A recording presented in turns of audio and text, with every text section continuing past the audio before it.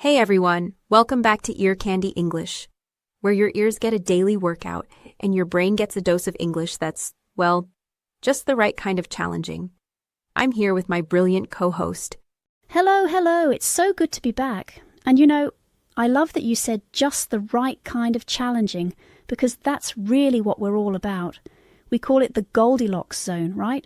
Not too easy, not too hard. Just right for stretching your listening skills without making you want to throw your headphones across the room. Exactly, and that's why we do our micro stories at 2 speeds. First, you get the slow motion version of natural speed, so you can catch every word, every little twist in the story. Then boom, we hit you with the native warp speed version.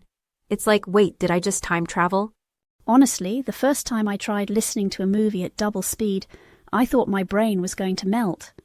But after a few minutes, I started picking up phrases I'd never noticed before.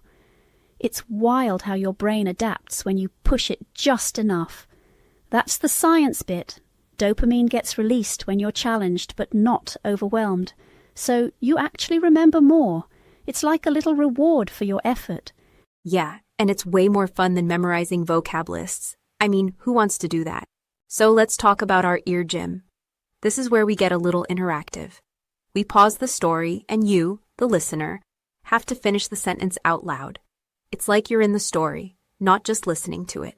And there's actual neuroscience behind this. It's called echoic memory. Basically, your brain has this loop that repeats sounds, kind of like how babies learn to talk. When you echo what you hear, you're hijacking that system and turning it into real language skills. Let's do a quick demo. Remember that romance micro story from last week? I'll start. He looked across the crowded cafe and said, "If I could buy you a coffee, would you say yes?" See? It's not about getting it perfect, it's about jumping in and building confidence. And honestly, sometimes the mistakes are the best part. Totally, it's like a language gym, but you don't have to wear spandex. Now, let's get into the 3-spot slang autopsy. Every episode, we pick out 3 real-world English phrases that popped up in the story. Like last week, we had spill the tea, ghosted, and on point. Yeah, and we don't just explain them. We show you 3 different ways to use each one. So, spill the tea isn't just about gossip. You can say, "Come on, spill the tea about your weekend," or "She always spills the tea at lunch," or even, "I'm not here to spill the tea, but..." And we love hearing from you all around the world. Last week, we had a listener from South Korea who tried on point at her local cafe. She said it sparked a laugh and she made new friends. That's what it's all about, using real English in real life. Okay, quick question. What's the weirdest slang you've ever tried to use in conversation? Oh, easy. Throwing shade. I used it with my mum and she just stared at me like I'd lost my mind. But hey, you've got to own it, right? That's a perfect segue into why cultural context matters. Understanding a story isn't just about the words. It's about the references, the jokes, the little things that make English, well, English.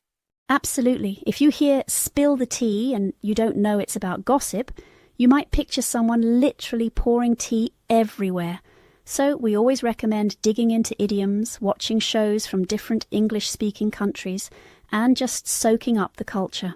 Yeah, like if you want to get the humor in The Office or the drama in Bridgerton, you've got to know the context. Try podcasts, YouTube channels, or even articles that highlight different dialects and cultures. It's all part of the adventure. Let's make things a bit more interactive.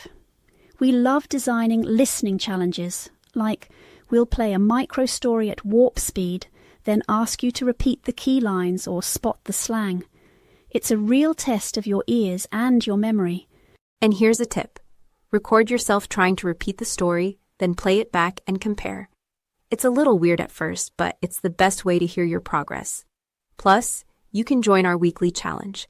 Send us your best slang sentence, and we might feature you on the show.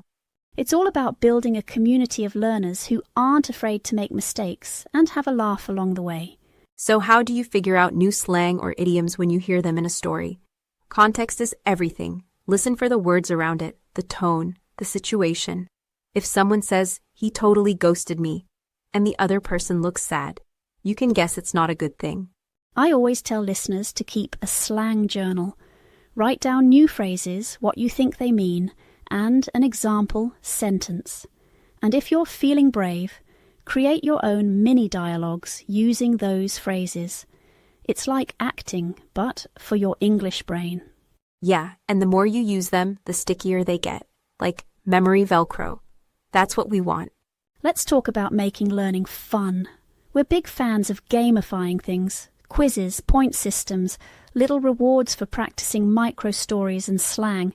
It keeps you coming back for more. And don't forget about peer interaction. Join our online groups or social media challenges. Share your favorite slang, or even your weirdest mistakes. It's all about supporting each other and having a laugh. Plus, if you want to level up, try a personalized learning plan. Start with easier stories, then gradually ramp up the speed and complexity as you get more confident. It's like a video game, but you end up fluent in English. All right, let's get practical. Set aside 10 minutes every morning, just 10, to listen to a micro-story at both speeds. Practice echoing the lines, and you'll be amazed at how fast your ears adapt. And make your own flashcards for new slang or idioms. Write down the phrase, what it means, and a sentence you'd actually use. It's way more effective than just memorizing a list. And if you can, join a language group or start one. Swap micro-stories, challenge each other with new slang, and keep things fresh. It's way more fun with friends. If you're ready to go next level, try layered listening. First, listen to the story at normal speed, get the gist, then rewind and play it at double speed. You'll catch all sorts of little details and slang you missed the first time. And here's a fun one. Make a slang map. Every time you learn a new phrase, note where it's from and how it's used. You'll start to see patterns and regional differences, which is super cool. Or, if you're feeling creative, write your own micro-story using the new slang and idioms you've picked up. Record yourself, listen back, and see how natural it sounds. It's a bit cringy at first, but it works. So, to wrap up, make micro-stories part of your daily routine. 10 minutes, dual speeds, echoic memory, just like we've been talking about.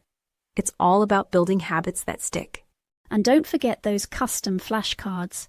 Write down the slang, the meaning, and your own example. Share your stories with your learning group, or even send them to us. We love hearing from you. That's it for today's episode of Ear Candy English. Thanks for joining us, and remember, your English journey is all about having fun and making it your own. We'll be back with more stories, more slang, and more ear gym next time. Cheers for listening, everyone. Keep those ears open and your stories coming. See you next time.